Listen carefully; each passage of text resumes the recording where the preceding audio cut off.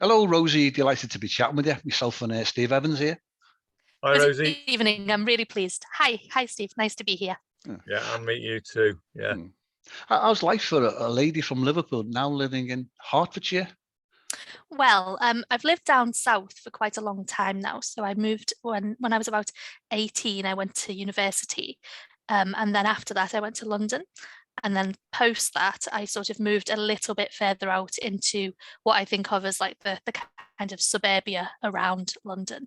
It's a bit weird not being close to where you grow up, but when it's been this long, it's quite sort of, you get used to it. And we have a nice sort of place for my family. We have a little girl and a dog.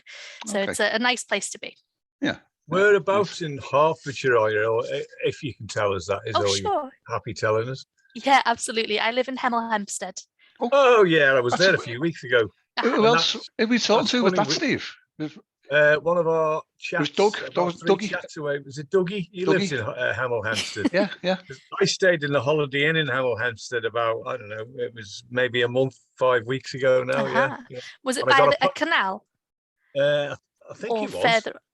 It was. I live near there. I can't remember if it was. I think it was near a hotel. Big place, isn't it? A canal. Yeah. Swiftly on. The next question I wanted to ask is, whereabouts were you from in Liverpool originally then? I was from Edge Lane. Oh yeah. If you know it. Yeah. I know Edge Lane. And Terry before well, that, Wavertree. So Durning Road was where I was very small. And then before that, I was born on Shield Road. Oh yeah. Shield Road, yeah. There's a pub on the corner of Durning Road, the Durning, I think it's called. I worked there as a barman. Yeah. Hundreds of years ago. Wow. Yeah, no, I know that area reasonably well. Yeah. Small world. And you're the third of 12 children. Yeah. Wow, that must have been fun. Yeah. Even in Liverpool, that was unusual. Well, 4 in the bed. If we were lucky. Oh, dearie me. Well, what's that nursery rhyme? 4 in the bed, and the little one said, "Roll over, roll over." So they all rolled over. We did. Oh. Rosie, before talking about your Sunday Times bestseller, the Leviathan, tell us about your hobbies, what you do outside of writing. It's going to sound pretty boring to many people. I read a lot. So before I wrote the Leviathan, I wasn't doing a great deal of writing, but the thing I've always just loved spending my spare time on is reading. So I'd spend a lot of time both in fiction and non-fiction on the sorts of areas that interest me. We've also got a Labrador and I've got a little girl, so we do a lot of walking and kind of family type activities. I wouldn't say I'm not a massive hobbyist. I wouldn't say I have a thing that I do other than that.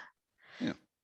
Well, it takes a lot of time, doesn't it, walking Labradors and with little kids as well. So you've got a lot of work on your hands there. I'd appreciate that. Yeah, you can't let Labradors not have a walk. I know that for a fact. No. Tell us about your Sunday Times bestseller then, and how it became a Sunday Times bestseller. More to the point, and it is the you pronounce it better than me. The Leviathan, is that I've it? practiced. That's right, I've rehearsed it 4 times.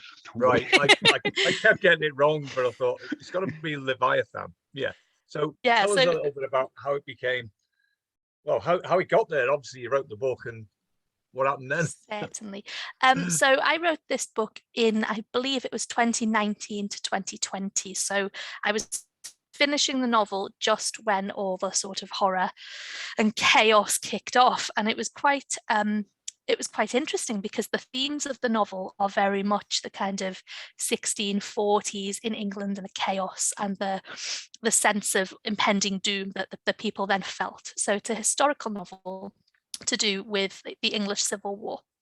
And then it brings in a kind of supernatural theme of this evil and chaos that I think maybe that was what resonated with publishers or with my agent when they picked it up at this really difficult time that we were all going through.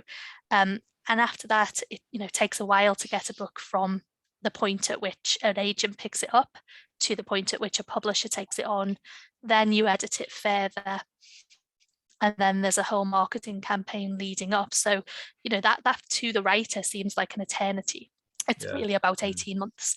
And then the novel was published in February this year.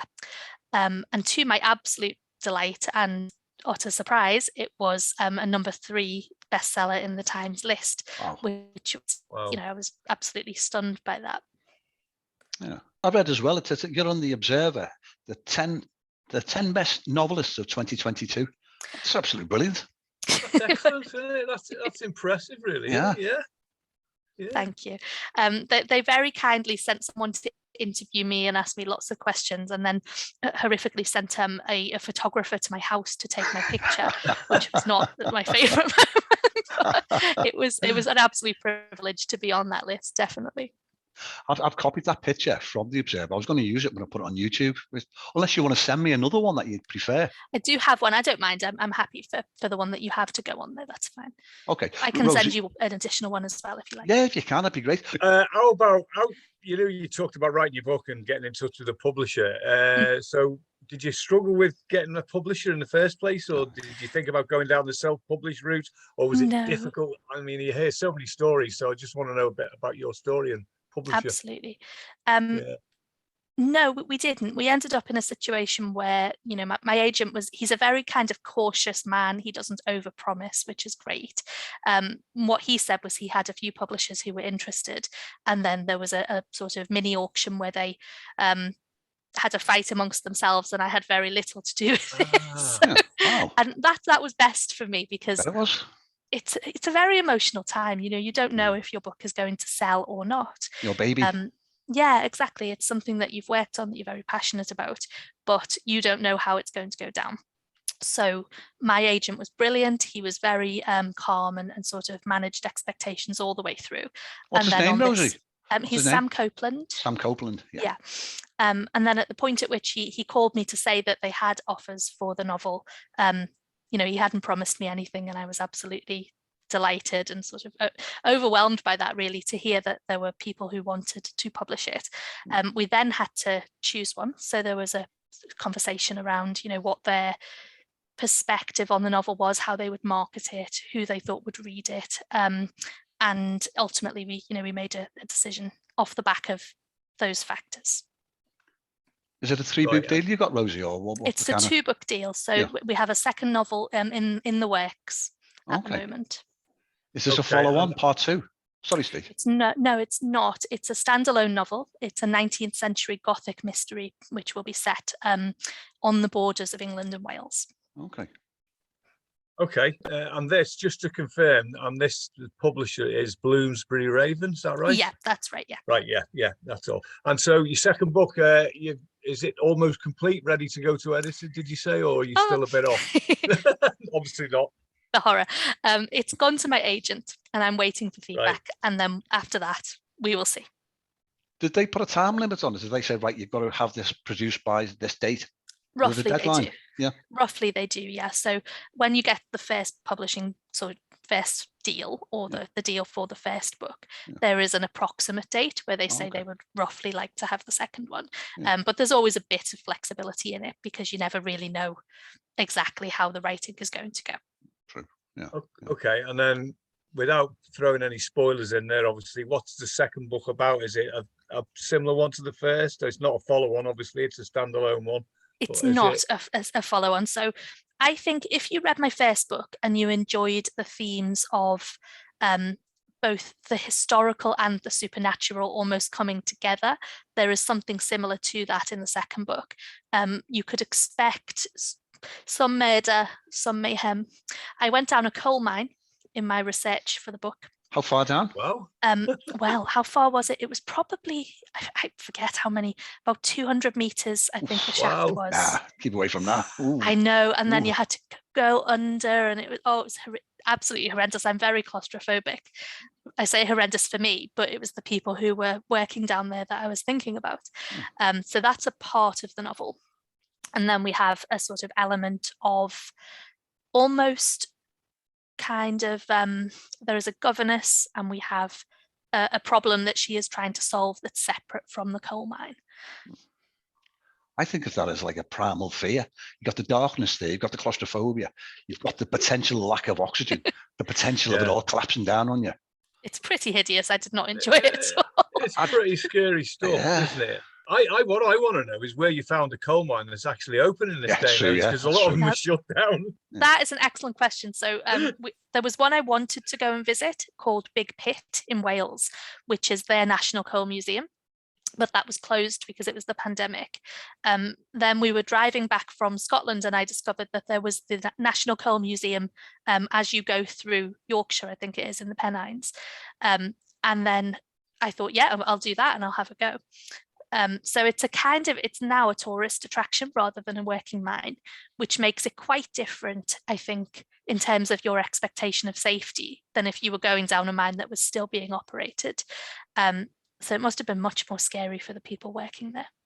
Yeah. So how did you approach them to visit that? Could you just go as a tourist, or did you go from a writer's point of view and say, I'm a writer, I'm doing research for a book? You just didn't as a tourist, yeah, they didn't know I was writing anything. So yeah, that's how you get them to tell you all their stuff then.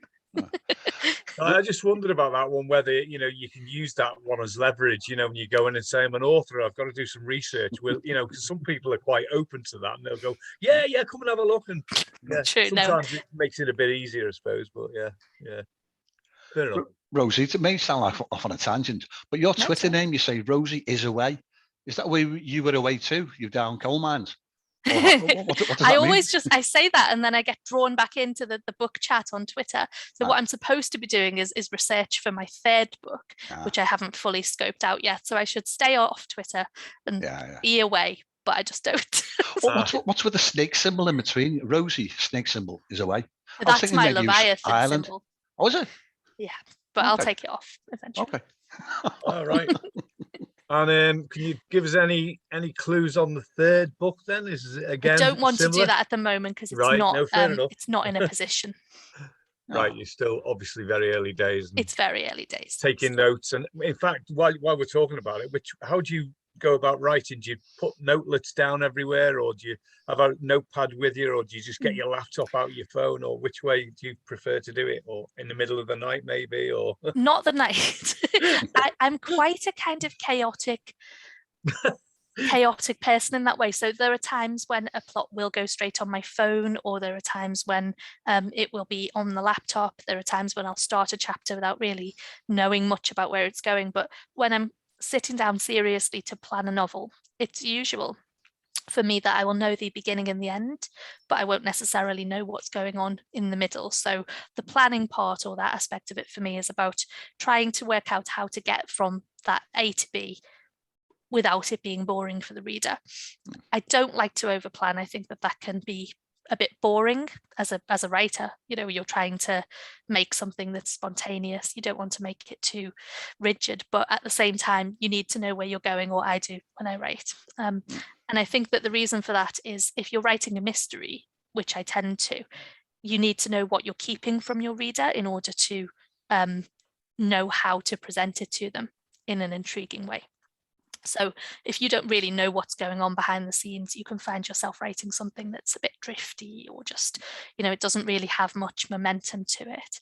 So I like to know what's happening and plan that out, but without being far too draconian about it with myself. Do you think your teaching background, your studies in Cambridge, do you think that's helped with that, the discipline of writing?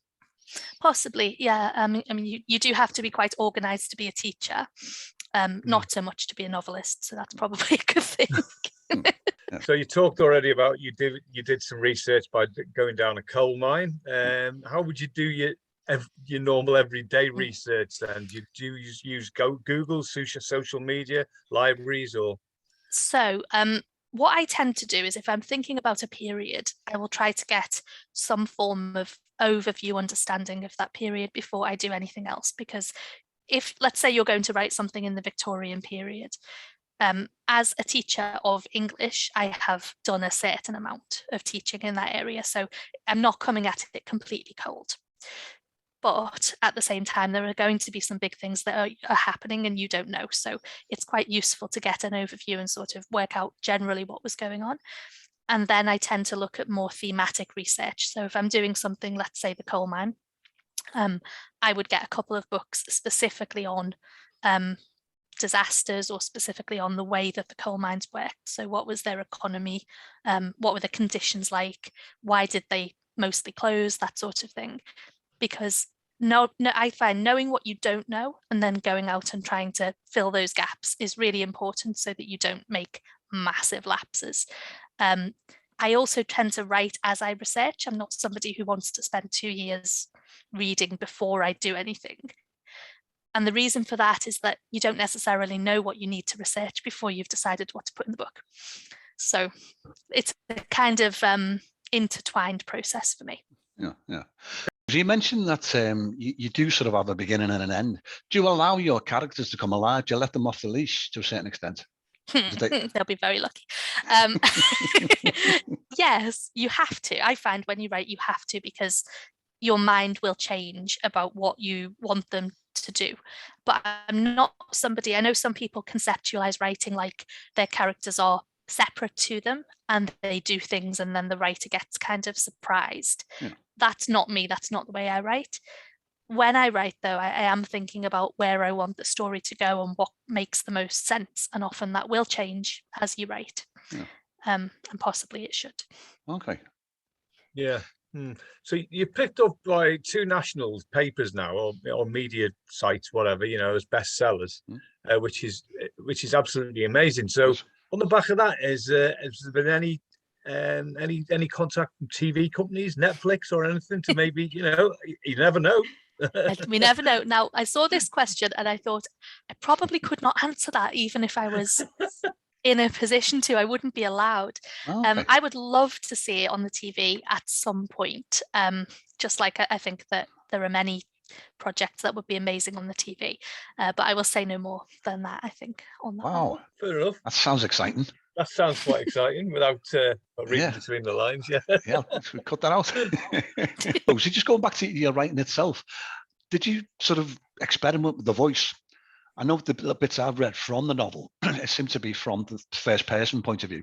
Did you try out different methods, different viewpoints? Yeah, I did. I started with a third person perspective for this novel. How do I feel about it? I don't necessarily feel that third person very close and first person makes a huge difference in the telling of a novel, but I slightly preferred the first for this particular voice. And then because obviously I was doing 2 time periods as well, there's a little bit of it that takes place in the early 18th century where the character is a lot older and that needed to sound different. So because obviously an 80-year-old is a very different person to a 20-year-old. There was or often is. So there was a degree of experimenting there to see if it could be a more sort of reflective, mature voice. So a lot gets cut out as you write. There's a lot that doesn't end up in the final version. Okay. Yeah. So what other writers inspire you then to put your stuff to paper? Sure. I love all sorts of different writers. So my earliest kind of literary favorites were things like Tolkien and C.S. Lewis. Agatha Christie, have always really enjoyed. I also enjoy what I think of as a bit sort of lowbrow crime. So I like a bit of Lee Child and Dennis Lehane and writers like that. I do, they're fun. And then more sort of contemporary writers, I typically pick up maybe more female writers. So I enjoy Susanna Clarke. I enjoy things like Natalie Haynes, Laura Shepherd Robinson. Historical fiction more than most, I think, more than most other genres, but I will happily read most things. Okay. Rosie, can I ask you about the logistics of becoming a Sunday Times bestseller? Is it based on the volumes of sales, or is it based on reviews, or how does it work? How do you get on that list? Sure. As a debut writer, as a person who's never published anything, I had absolutely no idea how you get there. My understanding is that there are 2 different sort of routes, and one is that there is a Sunday Times list and there's a daily Times list. One of them takes into account all retail and one of them takes into account only Waterstones. I'm not entirely sure which is which, but in order to get to that list, it's not like unlike, I think, the New York Times, which I believe is not to do with pure sales volume. Yeah. I think that this list is to do with pure sales volume. Okay. But exactly what that number would be, I'm not really sure. Okay. Okay. Yeah, that's interesting, because I wasn't sure whether reviews, you know, when you get good Amazon reviews, whether they took all that in and they balanced it up with sales. Yeah, I had no idea whatsoever, you know. I don't believe they do, but I couldn't, you know, swear to it. So it seems quite impressive anyway, being on the Sunday Times bestseller list, doesn't it? And the Observer, the other one, was it? The Observer, wasn't it? That was before publication, so that was where that was based on reading and deciding what they liked. So really that could have been anybody, and it was wonderful to be included. But if it can only be 10 people, you know, it's always going to, it's such a short segment of the market, isn't it? Yeah. Rosie, quite a few of the writers that we speak to, they've gone through a frustrating time of trying to connect with a traditional publisher. You're in this great position now. You've got this huge publisher behind you. Do you still have to sort of promote yourself on social media? Yes. I mean, I think that most writers do. I think it's something that a lot of writers find, they feel anyway, that it helps. Whether it helps, I'm not really sure. So in terms of pure sales volumes, whether it helps to self-promote or not, I couldn't tell you. Okay. But it tends to become, it's more sort of a celebration of what you like reading and which people have liked reading your book. So that's all quite positive and it's enjoyable. But it can also be quite intense, and that's why sometimes I think it's good to take a step away. Yeah, you can become full-time, can't you, I think? Yes, and you need to write the books as well. So, they don't write themselves, do they? Yeah. So someone has said people who use Twitter quite often, if you count up your word count from Twitter, you could have written a novel. You know, if you spend a lot of time on Twitter, those words you put on there that are just blown away. A really bad novel I could have written. Hi, everyone. How long does it take you generally to write a novel, then, or write your first novel and then your second one? About the same length of time? Not really, no. So the Leviathan was very quick. It was about 10 months, which, you know, that's not quick by some people's standards at all, but in terms of what I thought it was going to take, it came together quite quickly. The second novel, because it's been interspersed with the publication of the first and kind of lots of work to do with editing and so on, that took more like 2 years, and it, you know, isn't finished. So yeah, it can vary massively. There are some people who spend a decade on a book, aren't there? But well, yeah, very true. I mean, I know a friend who's an author and has done one book a year, and they find that suits them. Whereas I know another guy, he just blasted out his first 8 books in a matter of 2 years, and I don't know how he did it. And I was reading one, and as I was finishing it, because I only read at night, so it takes me quite a while to get through a book. I was reading one, finishing it, and his next book was on the bookshelf. You know, it's incredible. He's writing faster than you're reading, isn't he? That's not really on. Pretty much so. Yeah, I don't know how he does it. I mean, he is a bit mad, like, but you know, But the American writer is Robert Patterson. He seems to have a book out every 2 minutes. I'm not exactly sure that it's just his name stamped on the book. Is it James Patterson? That's that's what I mean. Because I think Robert Pattinson is the guy who was in a film, isn't he? He's an actor. But James, he writes some form of crime books, doesn't he? Yeah. And he does an awful lot. Yeah, he does an awful lot. And I think he has a ghost writer, or he writes with some of his books have partners that have a little mention, I think, or something like that. So he's getting lots of help on the way. He probably has a new book out every couple of months, doesn't he? Some people. Rosie, can I ask about the forms of you? But you've got the paperback, the hardcover. You've also got the audio version. Did you have any choice in the selection of the narrator for that? I listened to it today. It sounds like a Cornish accent. Is that about right? I'm not sure. I thought I was told he had a kind of East Anglian accent, which to be honest, I haven't made a judgment on that. But I did listen to him and a number of other voice actors before it was recorded. So it's not a choice, but you can express a view. Okay. Didn't you fancy having a go at that yourself, doing the narration? No, hard work. It's not that. It's because it's a male narrator as well. Yeah, of course. So it would just sound odd, wouldn't it? Yeah. What advice would you give to any new writers? I think there's a whole lot of advice, isn't there? I mean, mostly as a new writer, you are inundated left and right with everyone's take on what you should do. Yeah. What constitutes good writing, what constitutes commercial writing. And I think that my advice, such as it is, would be to say to people, take a lot of it with a pinch of salt. Write what you want to read, because what you want to read will be as good a guide to what will be commercial as, you know, anyone else's opinion. True. So that would be the way that I would suggest people go about things. Listen, but don't necessarily take what everyone else says as gospel. Use your gut reaction. Yeah. Yeah. That's succinct and very practical. Rosie, as I say, our time's run out now, actually. But it's been a delight chatting with you, and I really appreciate your time. Thank you. And both of you as well. If Steve has gone, please thank Steve for me. I will do.